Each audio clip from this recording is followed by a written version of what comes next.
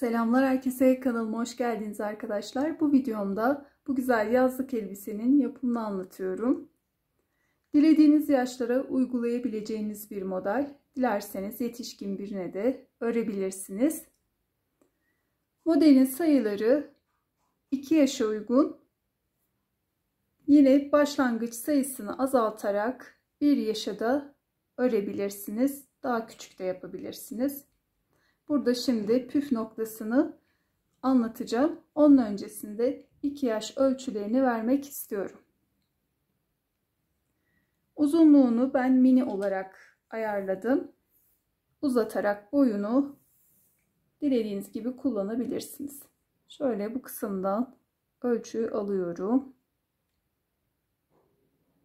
38 santim. En olarak da 28 santim. Askı uzunluğuna bakalım. Şöyle düzelteyim. Askı uzunluğu da 8 santim. Bu kısımlar bu şekilde üçgen geldiği için askının uzunluğunu ben kısa tuttum. Yine onu da dilediğiniz gibi ayarlayabilirsiniz. Kolay bir model, bütün halinde tek parça örülüyor. Kısaca diğer yaşlara nasıl uygularız onu anlatmak istiyorum. Şimdi burada artırma kısmımız var. Bu kısımda da eksiltme kısmı. Şöyle göstereyim. Dediğim gibi bu kısımlar artırma, buradaki kısımda eksiltme kısmı. Bu kısımlar sabit kalıyor. Burada 1, 2, 3, 4, 5 tane kutucuk ile bu modeli örmüşüz. Buradaki kutucuk sayısını artırıp eksilterek dilediğiniz yaşa uygulayabilirsiniz. Bunu 4 kutucuk yaparak 1 yaş örebilirsiniz. Daha küçültmek istiyorsanız yine buradaki kutucuk sayısını eksiltebilirsiniz. Fazla yapıp diğer yaşlara uygulayabilirsiniz. Mesela burada 5 ile biz modelimizi ördük. Siz 6 yaparak 3, 4 yaşa uygun örebilirsiniz elbiseyi. Dediğim gibi buradaki mantık üzerinden ayarlamalarımızı yapıyoruz. Modeli 2 yumak ip kullandım fakat 2 yumaktan da bayağı bir arttı. Pembe ipten bu kadar, beyaz ipte hemen hemen bu kadar arttı. Bunlarla ben toka ve bir çanta hazırlayacağım. Bir sonraki videomda da onların yapımını anlatacağım. Şimdi modelimizin yapımına geçelim.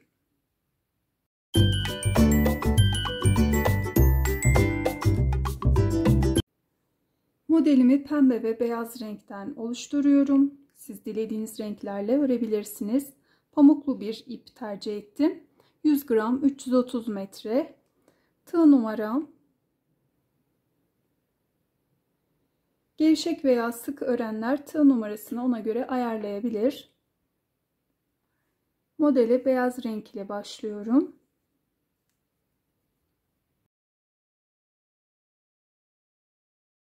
İlk önce bir sıkıladım, ardından ne çok sıkı ne de çok gevşek olacak şekilde zincirimi çekiyorum. Çok sıkı çekmeyelim. Kasma yapmasın.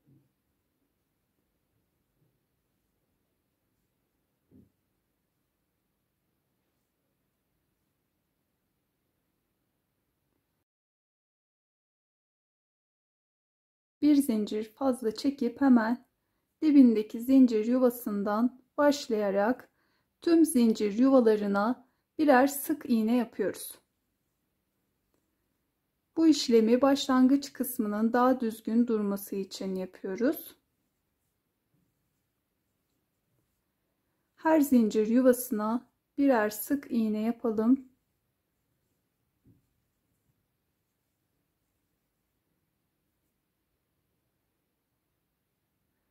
Sık iğne sırasını tamamladım. Şimdi modelimizi kurmaya başlıyoruz. 3 zincir çekelim.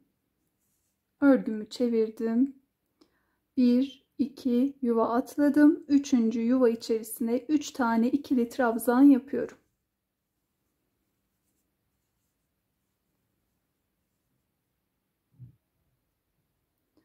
Sonrasında aralarda zincir çekmeden 2 yuva atlayıp yine 3. yuva içerisine 3 tane ikili trabzan yapıyorum.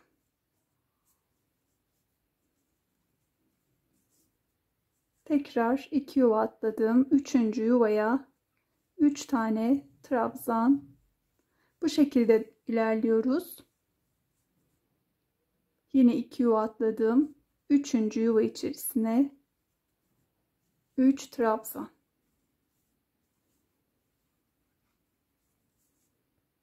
2 yuva atladım.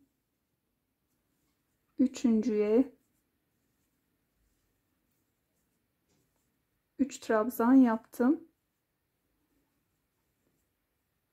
Şöyle bakalım. Bunları birer kutucuk şeklinde sayalım. 3'er trabzandan oluşan 1 2 3 4 5. 5 tane kutucuk yapmış olduk. Şimdi burada artırma kısmına geçiyoruz. Tekrar 2 yuva atlıyorum. 3. yuva içerisine 3 tane trabzan yapıyorum. Ardından 2 zincir. Tekrar 3 trabzan. Şimdi ilerlemeden şöyle bir modeli nasıl büyütürüz? Onu üzerinden geçmek istiyorum. Şöyle bu kutucuklar bizim modeli büyütmemizi veya küçültmemizi sağlıyor. Şimdi ben 5 tane kutucuk yaptım. Siz büyütmek isterseniz buraya 2, 4 şeklinde büyüterek modeli ilk önce zincirini hesaplayın. Ardından sık iğnesini yapıp modeli o şekilde kurun.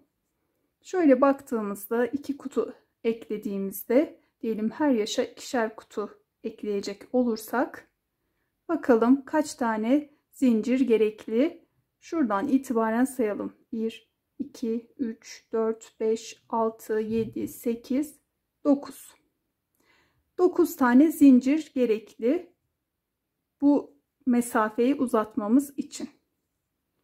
Buradaki her mesafeye bu şekilde zincir ekleyip ilk önce hesaplayıp sonra modelimize başlayalım. Şimdi artırma kısmını yani tepe noktayı yaptık. Yine aynı şekilde bir 5 kutucuk yapıyoruz. 1 2 yuva atladım yine 3. yuvaya 3 tane trabzan. Ardından yine bir 2 yuva atlıyorum. İkinci kutucuğu yapıyorum. Yine bir 2 yuva atladım. Üçüncüye 3. kutucuk. Sonrasında yine 2 yuva atladım. 3. yuvaya 4. kutucuğu yapıyorum. Yine 2 yuva atladım. 5. kutucuğu yapıyorum.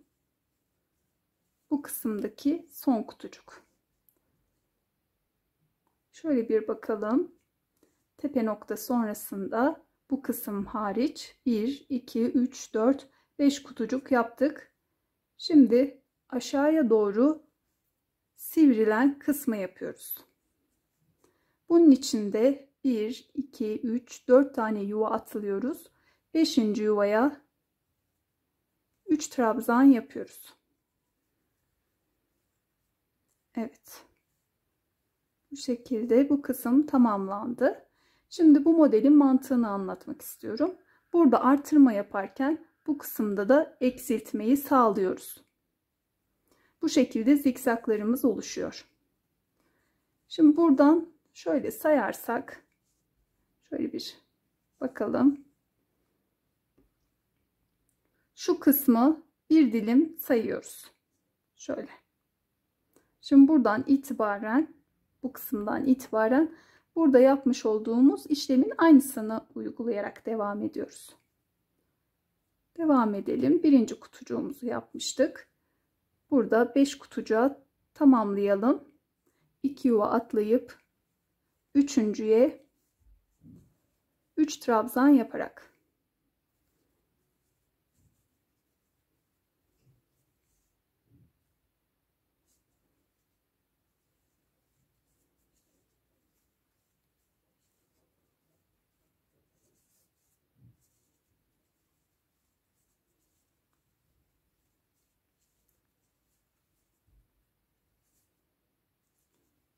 Ve sonuncu.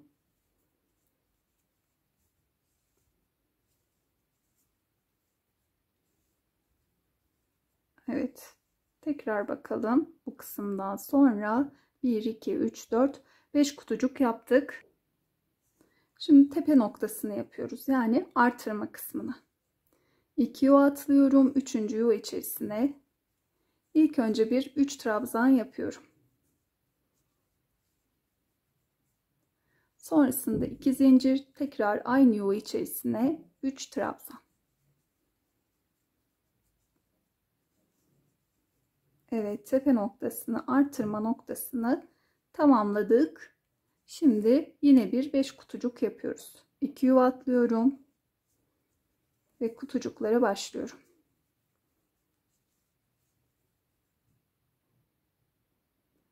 Beş kutucuğu tamamladım. Şimdi bu aşağı doğru sivri olan bu kısma geçtik. Eksiltme kısmına yani. 2, 3, 4 tane yuva atlıyorum. 5. yuvaya 3 trabzan yapıyorum.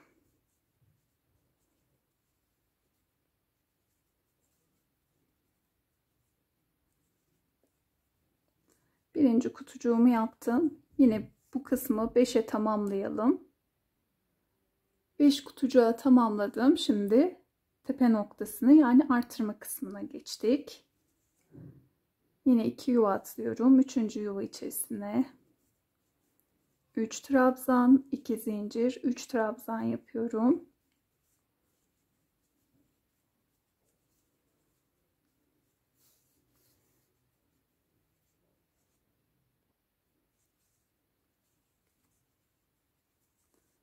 Şimdi yine bir 5 kutucuk yapıyoruz.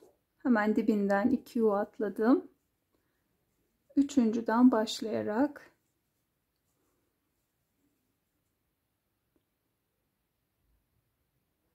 beş kutucuğu yaptım. Şimdi eksiltme kısmına geçiyorum.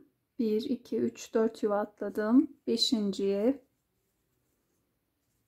ilk kutucuğu yapıyorum bu kısımdaki. Ardından yine 2 yuva atlayarak devam ediyorum.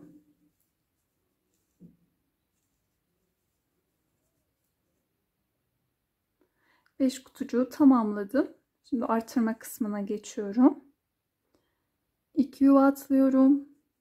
Tekrar diğer kısımlarda olduğu gibi aynı yuva içerisine 3 trabzan, 2 zincir, tekrar 3 trabzan yapıyorum.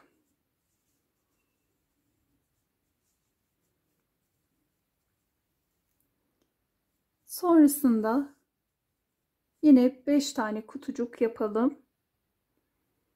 5 kutucuk yaptım artırma kısmından sonra. Şimdi kenar kısmına geçiyorum. 2 yuva atlıyorum. Sonuncu yuvaya bir trabzan yapıyorum. Yani başlangıçta zincir çekmiş başlamıştık. Buradaki yaptığımız bu işlemde birleştirme kısmını oluşturmamız için başta zincir çekiyoruz, sonda da trabzan yapıyoruz. Bu kısımlardan birleştirmeyi sağlayacağız. Evet, şimdi ikinci sıramıza geçmeden önce nasıl bir şekil oluştu onu göstermek istiyorum. Şöyle bakalım. Bu kısımdan başladık. Birinci artırma noktamız, ikinci, üçüncü ve dördüncü. Bu şekilde zikzak bir görüntü oluştu. Şu kısımdan ikiye katladığımızda evet şöyle görünüyor. 4 tane tepe noktamız var. Yine 1, 2, 3 tane de böyle aşağı doğru inen noktamız var. Bu kısımda zaten birleştirme kısmı olacak. Devam edelim. 2 sırada bir ip rengini değiştiriyorum. Başlayalım. Şöyle 1, 2, 3 zincir çektim ve örgümü çevirdim. Bu kısmı atlıyorum. Çünkü burada da her iki uçta da eksiltmeyi uyguluyoruz. Şura gibi düşünelim. Başlangıç ve sonu. Bu yuvayı atlıyoruz. Hemen ikinci yuvaya 3 tane trabzanımızı yapıyoruz. Devam edelim. İkinci.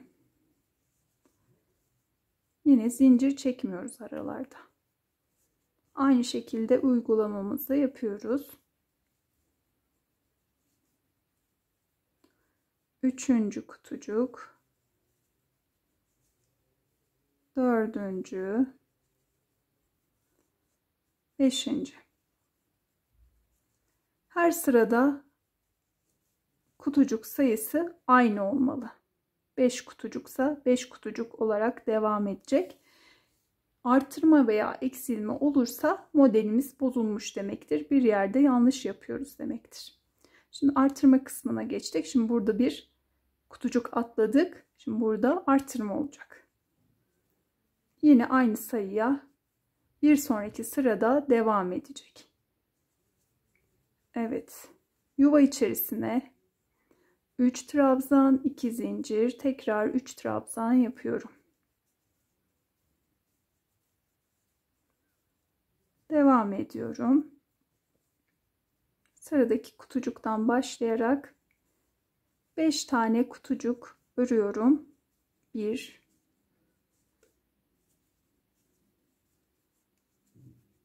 2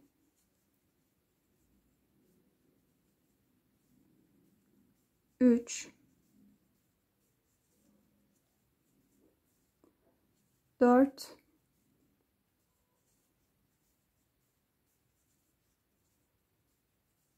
ve son olarak 5.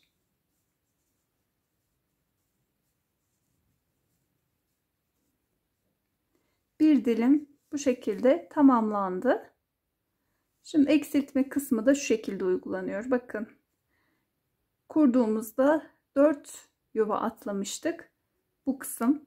Buradaki boşluğa hiçbir zaman kutucuk yapmıyoruz. Burayı atlıyoruz. Hemen ikinci kutucuğa yani karşı tarafa geçiyoruz. Burada da yine eksiltme uygulamış oluyoruz. Şöyle görünüyor bakın. Şimdi bu karşıya yaptığımız kutucuktan itibaren yine bir 5 kutucuk yapıyoruz.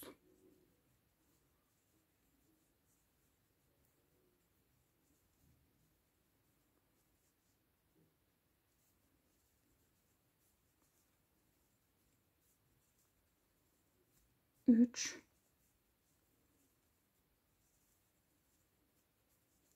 4 ve 5.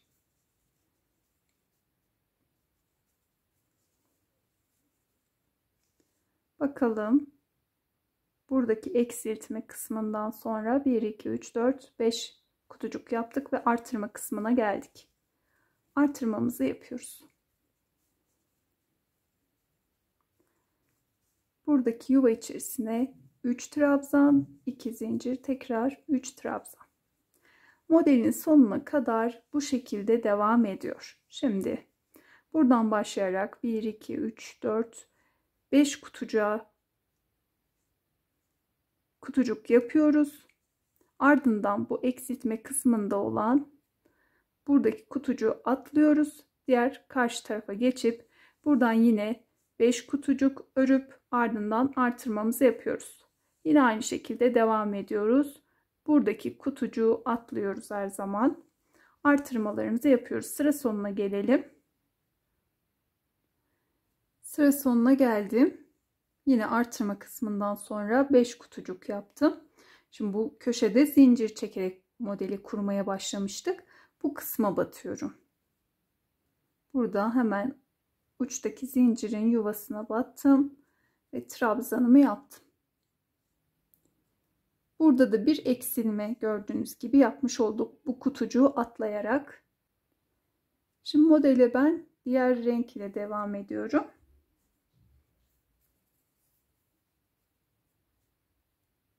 Onu da şu şekilde ilmeğimin içerisinden geçiriyorum. Burada bir zincir çektim. Ardından bu ipimi bu iple bağlıyorum.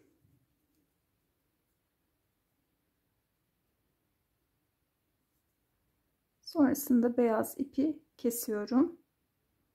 Yürütebiliyorsanız yürütebilirsiniz iplerinizi.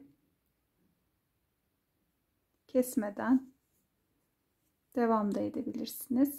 Şimdi ben keseceğim.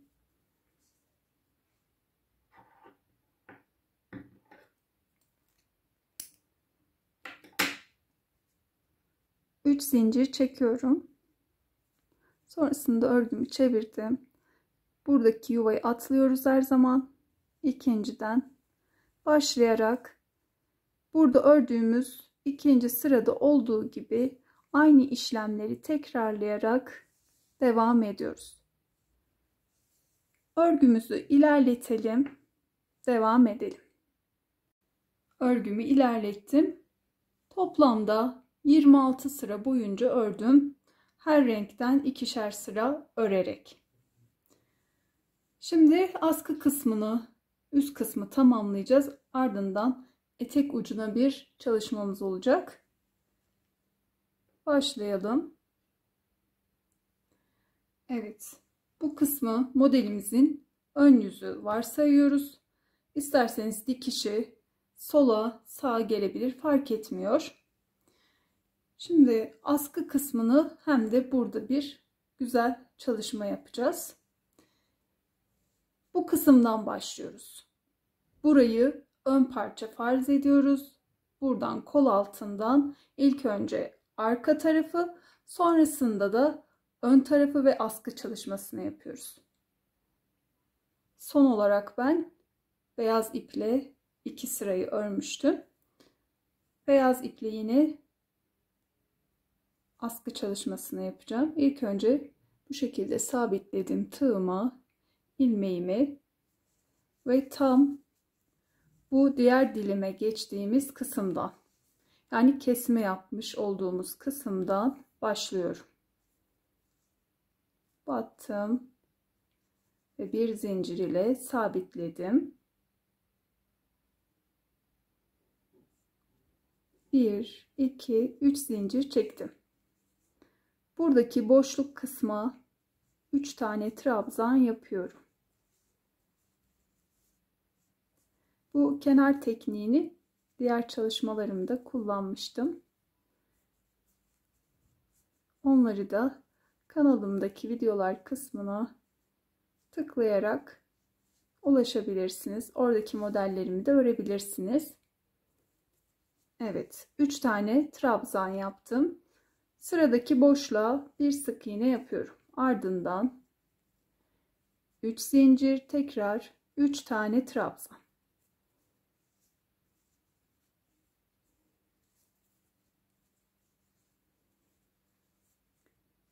Diğer boşluğa geçtim. Bir sık iğne.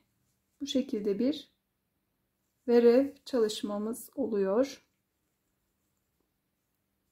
3 zincir, aynı yuva içerisine 3 trabzan. Diğer yuvaya bir sık iğne ile geçiyoruz.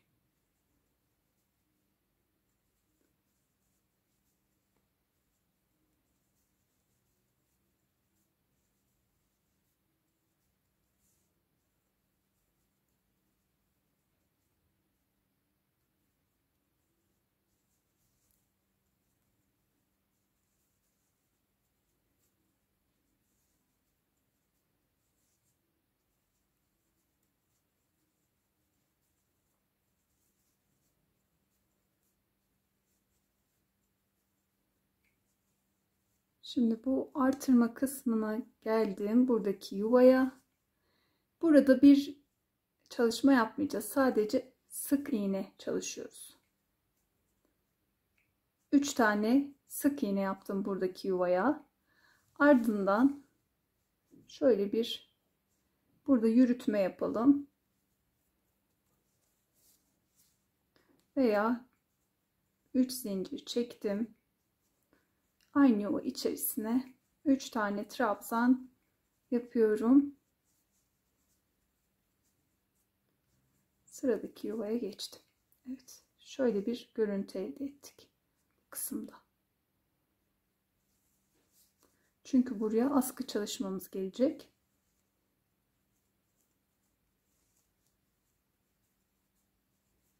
Devam edelim. Her yuvaya 3 zincir, 3 trabzan yapıyoruz. Diğer yuvaya geçtiğimizde bir sık iğne. Aynı şekilde burada da devam ediyoruz. İlerleyelim. Arka tarafı bu şekilde ördüm. Kenar kısma geldim. Şimdi buradan devam ediyorum. Şöyle en son yaptığım yuva içerisine burayı tamamladım. Diğer kenar kısma batıyorum. Bir ilmek alıyorum. Sonrasında diğer ucu alıyorum. Burada da bir birleştirme sağlıyorum. Burada da başlangıç kısmındaki bu yuvaya batıyorum ve tığımdaki ile birlikte örüyorum. Şimdi burada bir birleştirme sağladık. 3 zincir çekiyorum ve buradaki kenar kısma 3 tane trabzan yapıyorum. Burada modelin devamlılığını sağlıyoruz ve sıradaki yuvaya geçtim. Aynı şekilde devam ediyorum. Bu kısma kadar gelelim. Evet, buradaki dilimin artırma kısmına geldim. Şimdi buradan son yaptığım bu kısmı da sık iğne ile buraya birleştirdim. Başlıyorum zincir çekmeye. Askı için yapıyoruz bunu. 2, 3, 4, 5, 6, 7, 8, 9, 10, 11, 12, 13, 14, 15, 16, 17, 18, 19, 20, 21, 22, 23, 24, 25, 26, 27, 28, 29, 30. Şöyle bu kısımda sık iğne yapmıştık 3 tane. Buradan şöyle çeviriyorum. 1, 2, 3. Ortadaki ikinci sık iğne yuvasına döndürdüm örgümü. Düz yüzünden tığımı geçirdim. Şimdi zincirimi de düzeltiyorum. Düzgün bir şekilde ve ilmeğimi bu kısımdan alıyorum. Geçirdim. Ve hemen sıradaki zincirin yuvasına batıyorum ve sık iğne yapıyorum. Askımızı sık iğne ile oluşturuyoruz. Şimdi sırayla her zincir yuvasına batarak sık iğne yapıyorum. Yine buradaki askının ölçüsünü dilediğiniz gibi ayarlayabilirsiniz. Uzun veya kısa. Ben bu şekilde yeterli geleceğini düşünüyorum. Çünkü bu kısım zaten böyle üçgen olduğu için bunun da bir uzunluğu var robada. Evet, üzerini doldurarak gelelim zincirin. Sık iğne kısmını tamamladım ve yine aynı yuvaya geldim. Buraya bir sık iğne yapıyorum. Sonrasında 3 zincir ve aynı yuva içerisine 3 trabzan yapıyorum. Ve modele devam ediyorum. Bu şekilde bu kısmı tamamlayalım. Diğer artırma kısmına geldiğimizde ise yine aynı şekilde askı çalışmamızı yapalım. 30 zincir çekip bu kısma sabitleyelim Üzerine sık iğne dolduralım ve burayı da örüp bu bölümü tamamlamış olalım. Askıları tamamladım. Bu şekilde görünüyor. Şimdi kenar dikişini yapıyoruz. İlk önce ipliklerimizi temizleyelim. Uzunluklarını kesip aralardan tığımızla geçirerek gizleyelim. Yürütmede yaptıysak zaten fazla bir iplik olmayacaktır. Dikişimizi ön yüzden yapıyoruz. Bu uç kısımdan başlayalım. İlk önce her iki ucu birleştiriyoruz. Şöyle uçtan ön yüze çıktım. Aynı şekilde bu kısımda da ön yüzden arka yüze geçiyorum ve burayı birleştirmiş oluyorum. Sonrasında bu uç kısma batıyorum. Şöyle bir sağlamlaştırdım. Devam ediyorum şimdi. Dikişimizi gayet muntazam bir şekilde yapıyoruz. Şöyle iyice yakınlaştırayım. Bu kenarlarda zincir çekiyorduk. Şöyle bu zincirin başından ve sonundan batarak ilk önce çıkıyorum. Sonrasında buradaki kısmın hemen kenarından ilk trabzanın yuvasına bu şekilde batıyorum yandan. Bu kenarı aldım. Aynı şekilde diğer tarafı da yapıyoruz. Buradaki tek püf noktası bu arkadaşlar. İlk önce zincire bu şekilde batıyorum.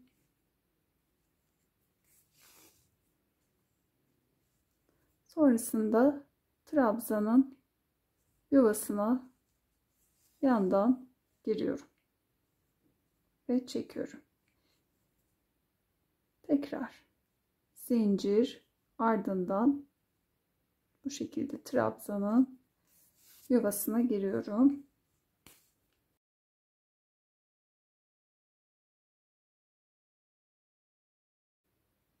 Devam edelim. Yine karşı tarafa geçtim. Yine aynı şekilde ilk önce zincirden sonra da burada trabzanın yuvasına batıyorum.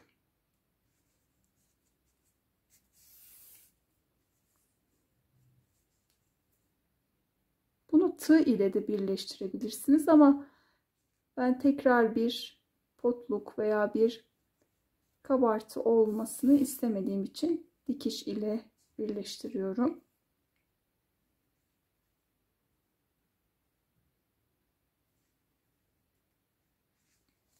Evet, ilk önce zincirin üzerinden, son olarak da trabzanın yuvasına batarak geçiyorum.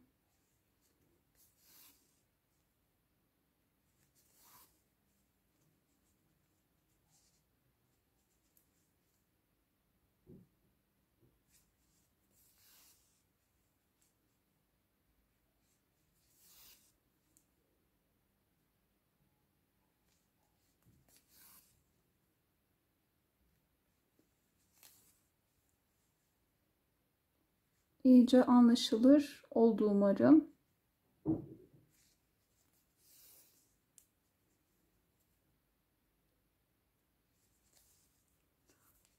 Dikişimiz ilerledikçe ipimizi çekiyoruz ve buradaki sıkılığı, gevşekliği kontrol ediyoruz. Bakın, düzgün bir dikiş elde ettik. Dikiş yapmış olduğumuz iplikte görünmüyor, gördüğünüz gibi pembe kısımda. Bu kısmı tamamlayalım. Dikiş kısmı da tamamlandı. Muntazam bir görüntü elde ettik. Şimdi etek ucuna bir çalışmamız olacak. Burada yaptığımız çalışmanın aynısını etek ucuna da uyguluyoruz. Evet. İlk önce bir zincir çekip sabitledim. Dilediğiniz kısımdan başlayabilirsiniz. Şöyle ben şuradan başlamak istiyorum. Buradaki zincirin yuvasına battım, ilmeğimi aldım ve sabitleme yaptım.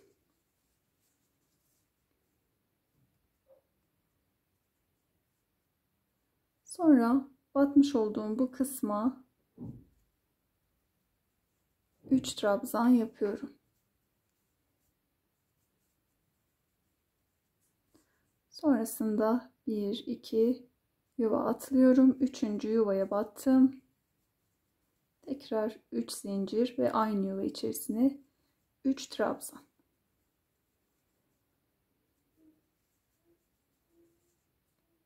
Tekrar 2 yuva atlıyorum. Üçüncüye sık iğne yaptım.